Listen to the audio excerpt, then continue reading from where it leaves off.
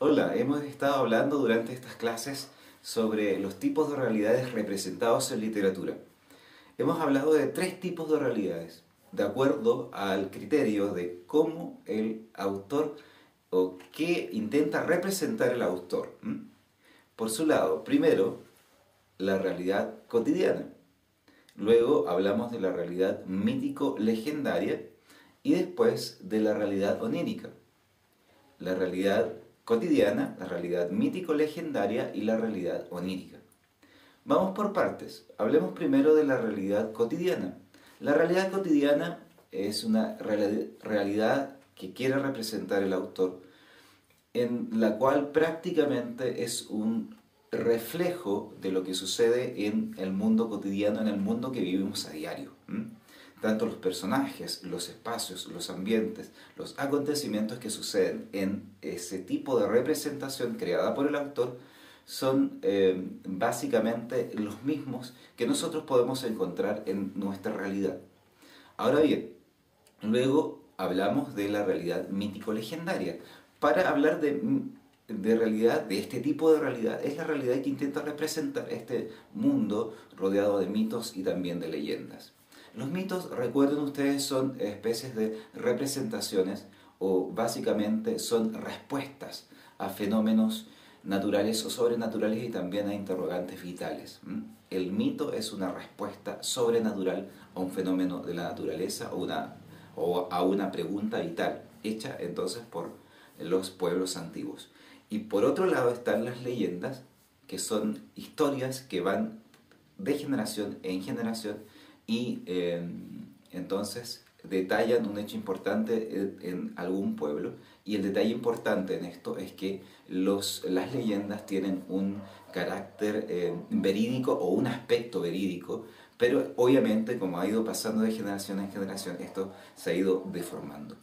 Los mitos y las leyendas son entonces términos parecidos, pero no son términos sinónimos. Por un lado, se parecen en cuanto a que son transmisiones orales, es decir, han pasado a través del habla en los pueblos. También pertenecen ambos a la tradición, esta tradición de las culturas, es decir, toda cultura dentro de nuestro planeta, digamos, toda cultura tiene tanto mitos y tanto leyendas. Y también tienen que ver con lo sobrenatural. Pero digamos que el mito tiene que ver un poco una relación más estrecha entonces con la religiosidad y la leyenda tiene un poco más que ver con la superstición.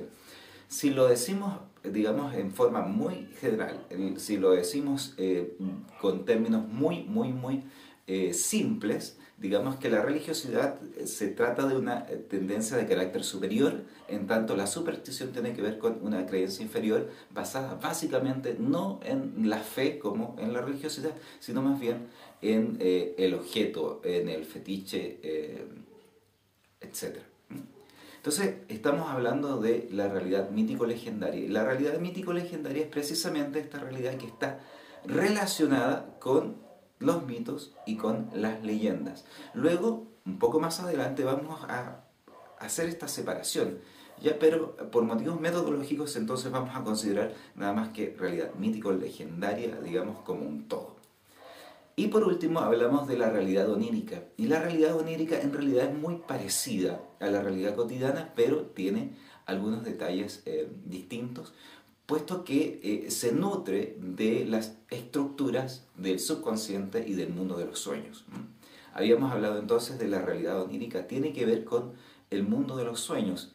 Y el mundo de los sueños, fíjense ustedes chiquillos, y ustedes, digamos, haciendo un poco un paralelo y un recuerdo con los sueños que tienen ustedes, la realidad onírica, estos sueños son muy parecidos a veces a la realidad, pero tienen detalles con cierta ilogicidad, es decir, detalles que rompen la lógica, en tanto en el aspecto temporal, en el aspecto espacial, y también en cierto incoherencia, digamos, en los acontecimientos.